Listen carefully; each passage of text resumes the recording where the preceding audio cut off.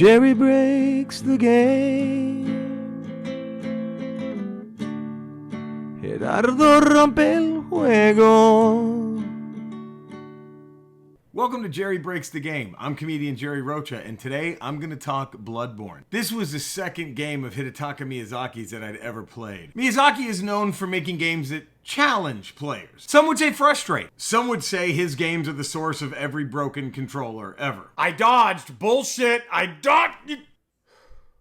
Okay. The first game of his that I played was Demon's Souls. I got it out of curiosity because I heard about how difficult the game was. I tried it, and after I beat the first boss, I walked away, delusionally triumphant. Imagine some general in the rebel army after they knocked down the very first AT-AT in Empire Strikes Back being like, whew, it was a great ride.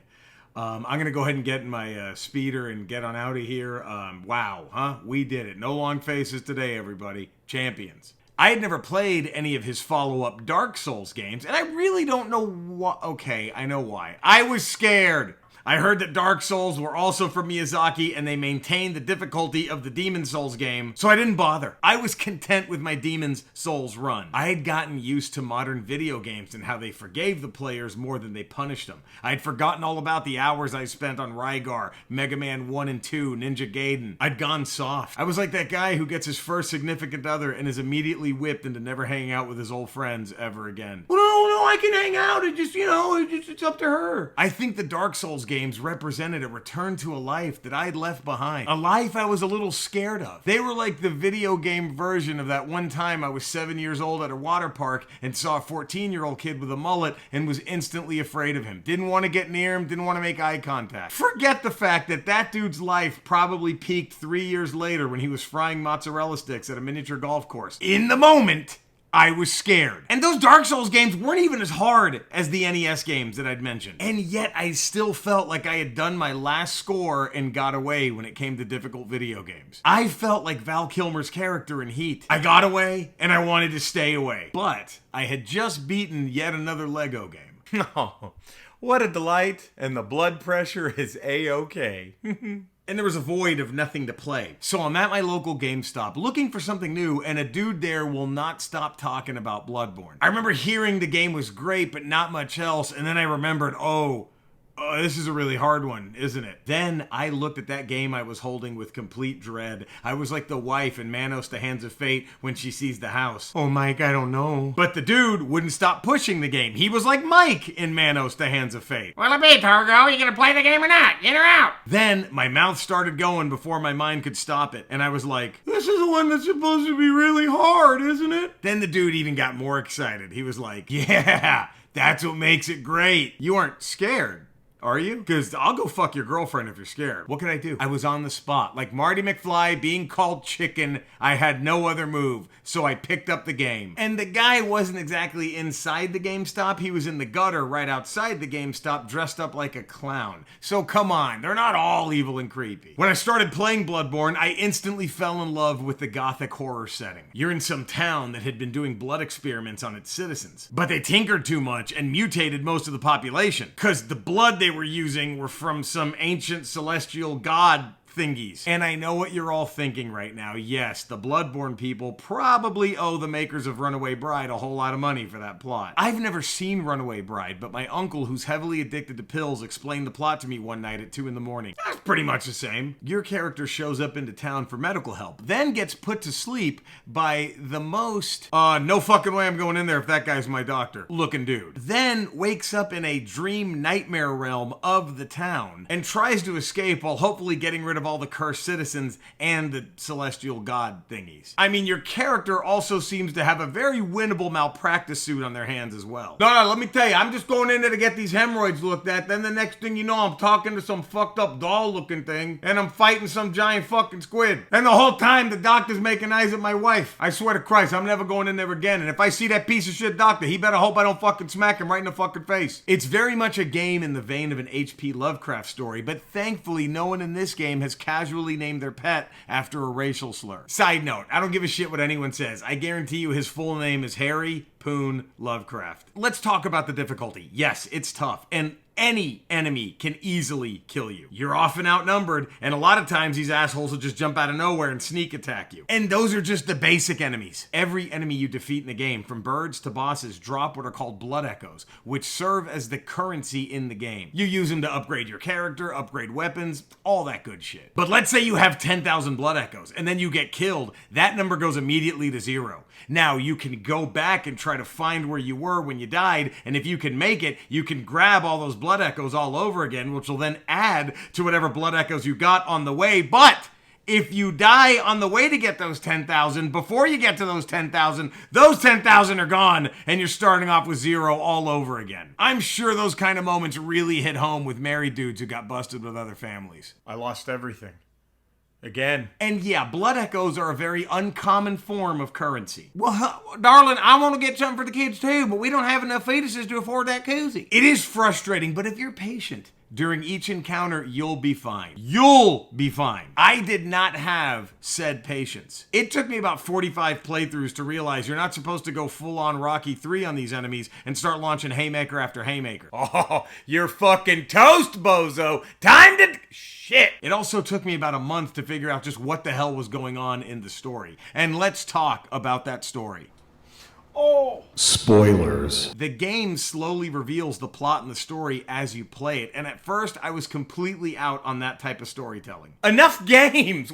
What's happening? But by the time I was done with the game, I want that narrative in every game that I play. Breath of the Wild even wisely took a page out of that book. In the olden times, in this town Yharnam, a human-like race called the Temerians lived underground with the Great Ones, who were those celestial god-being thingies. I guess the developers spent all their creative let's name a race juices on the Temerians, because nothing is more mailed in for a name of a race than the Great Ones. Now, individually, the names of each Great One more than makes up for the lack of effort that went into naming their race. Individually, they all have names like you would think Ronnie James Dio would have named his children. The Great Ones were very unique from each other, but still wanted to reproduce and have kids. Who's down with OPP? Every last Great One! But since each one looked so radically different from the other, it made reproduction almost impossible. So instead, they tried to boink a lucky Temerian.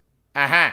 That didn't really work either, right? How could it not? I mean, imagine this thing trying to boff this thing, and it didn't work. The Great Ones eventually left this realm. I guess they dumped the Temerians. Look, I'm sorry. Things aren't working out, and I just don't know if this is what I really wanted. The Temerians all died off, either from a broken heart, or maybe they just got boinked to death by these giant celestial gods. Anyway, they were all gone. But in the future, these scholars from the town of Yharnam discovered everything in these caverns below the city. One guy, Willem, let's call him the dean of the school, thought they could use the teachings of the Great Ones and the Temerians to enhance and advance their own race of humanity. Another guy, Lawrence, let's call him the radical English teacher. He thought they could actually use the blood left over of the Great Ones to ascend humanity. Forget the teachings, he wanted to go straight into the veins. Why didn't the shop teacher get a say in any of this? Why we gotta do any of this shit? You only find out what Willem and Lawrence were up to after like the 4th boss of the game, when you kill a vicar who turns into a giant dog-looking thing. Oh, okay, I get it. Man, thank God I fucked up that nun, right? Lawrence goes big. He creates a church devoted to the old blood. Willem just goes home and chills with the giant spider. Lawrence's church experimented way too much with the blood, and that's what started turning all the people into these weird monsters. And a lot more bad shit happened. If you do enough exploring during the game, you'll see. The shittiest after effect was when I convinced a little kid to leave their house and try to go find their family, only to find out later that the little kid got killed by a giant pig. Or maybe turned into a giant evil pig? I don't remember. It's fucking gnarly either way. Maybe I should just play some Animal Crossing now? I mean, at least lighten it up a little bit. Maybe just have the evil pig eat the kid, but the Benny Hill song is playing. Lawrence and the church then decided to find a guild of hunters to help exterminate the beasts. Pretty slick mafia move, if you ask me. You pay us to help you get rid of the problem that we started. The hunters are led by Gurman, and his way too realistic, who talks to you, helps you in the dream realm, and becomes your only friend doll. Then the church founded another school led by this guy named Mikolash, who played the part of a shitty coach and fucked it all up even more for everyone by keeping these experiments going and ramping them up. How much better would sports be if every time a coach fucked up a big game,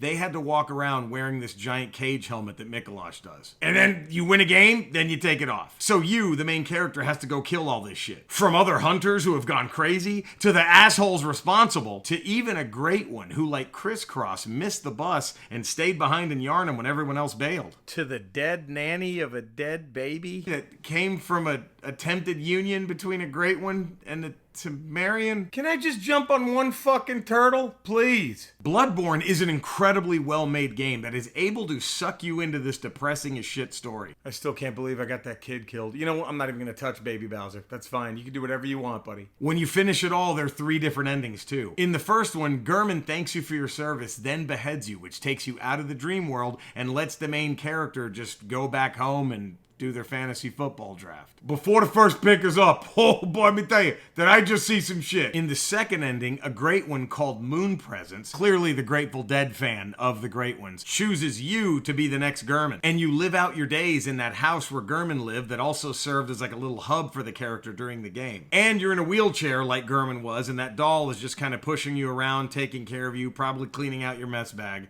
I know, the second ending is totally the Parent Trap. Then there's the third ending, which is the most bonkers, and that's the one I got unknowingly. I'm not talking shit. This wasn't out of skill. This was out of pure dumb luck that I stumbled across the third supposed actual ending of the game. It was from my obsessive need to try to find every little piece of bullshit that's hidden in every game I play ever. There's gotta be a secret piece in Tetris nobody's ever seen before. I'll find it! And I found these 3 umbilical cords of the great ones, and naturally, I ate them. No, try it. You'll never guess what it is. Umbilical cord of a great one. Right?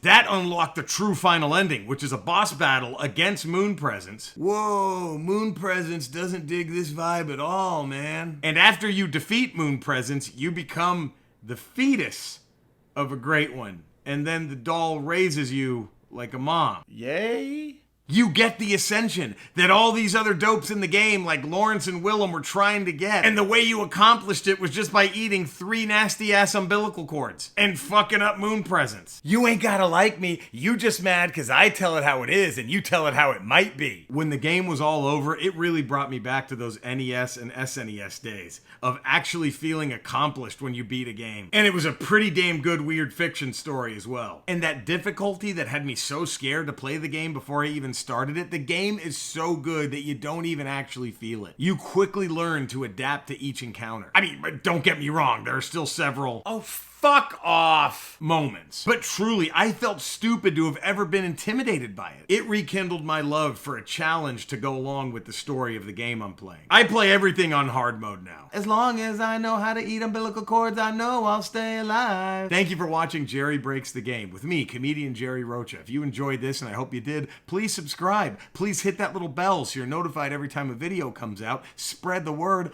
All that good shit. And the more you do that, the less I have to break your balls about it. Stay safe, keep playing, and see you soon. Jerry broke the game. Gerardo rompió el juego.